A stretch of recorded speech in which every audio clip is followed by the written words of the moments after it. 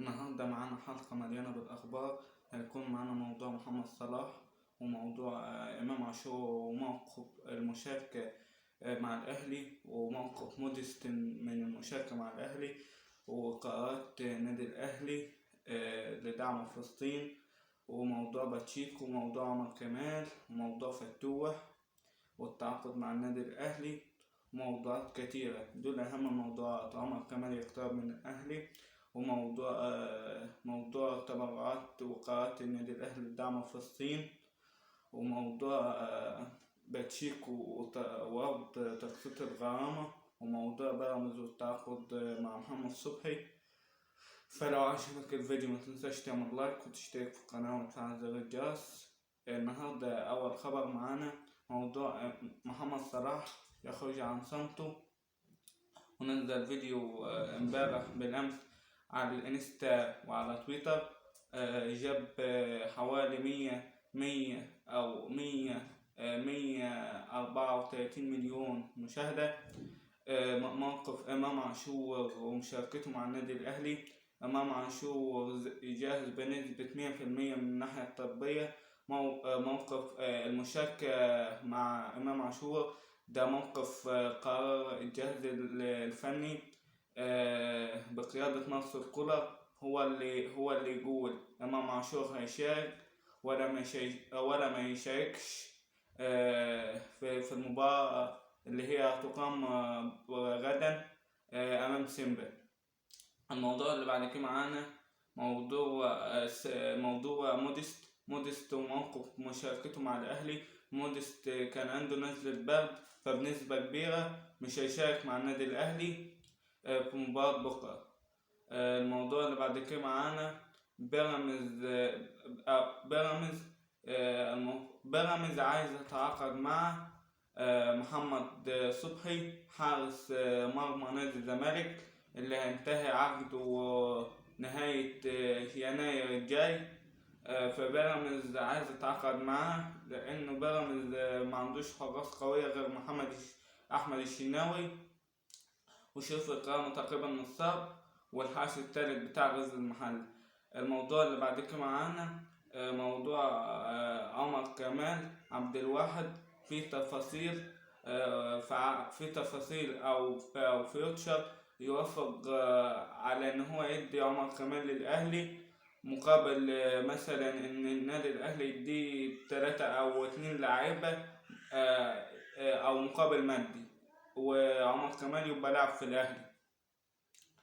بس بنسبة كبيرة عمر كمال أهلاوي، لأن في علاقات كويسة ما بين الجهة الإدارية بتاعة النادي الأهلي والجهة الإدارية بتاعة فيوتشر.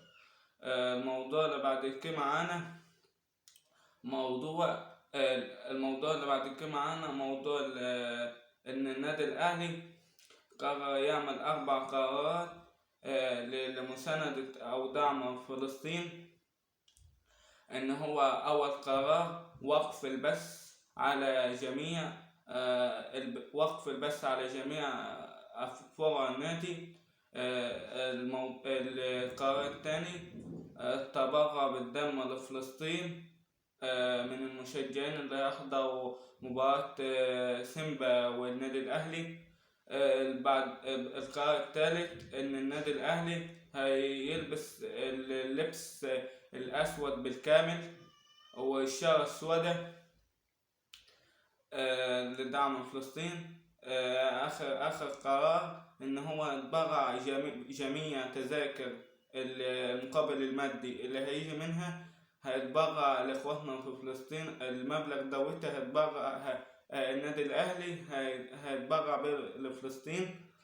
آخر موضوع معانا موضوع عدل القيعي، أو الموضوع اللي قبل الأخير عدل القيعي وملف أحمد فتوح.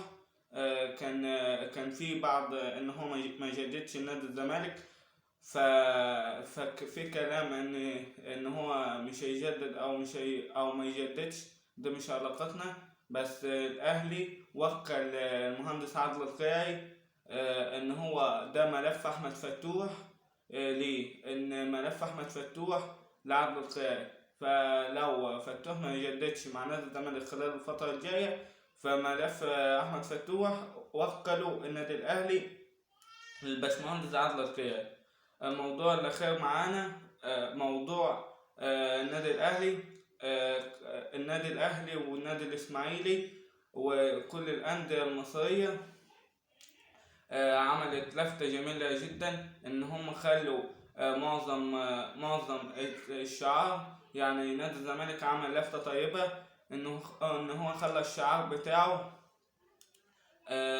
الشعار بتاعه من تحت كده بالزي الفلسطيني، والنادي الاسماعيلي عمل كذلك، والنادي الاهلي انا قلت لكم عمل 4 قرارات، اهمها ان هو عمل التبرع بالدم والتبرع بالتذاكر، ونادي الاتحاد السكندري عمل كذلك. الخبر اللي بعد كده معانا قبل الأخير أو الأخير قناة أون تايم سبورت حصلت على حقوق بث مباراة الأهلي وسيمبا أو حقوق دوري السوبر الأفريقي. يبقى قناة أون تايم سبورت إن شاء الله هتذيع مباراة الأهلي وسيمبا بكرة، يبقى بنسبة كبيرة أو بصفة رسمية قناة أون تايم سبورت حصلت على حقوق بث السوبر الأفريقي. فلو عجبك الفيديو متنساش تعمل لايك وتشترك في القناة وتفعل زر الجرس عشان يوصلك جديدنا أول بأول. واللايك الجميل بتاعك وخبر كويس وخطوة كويسة ان قناة أون تايم سبورت تصل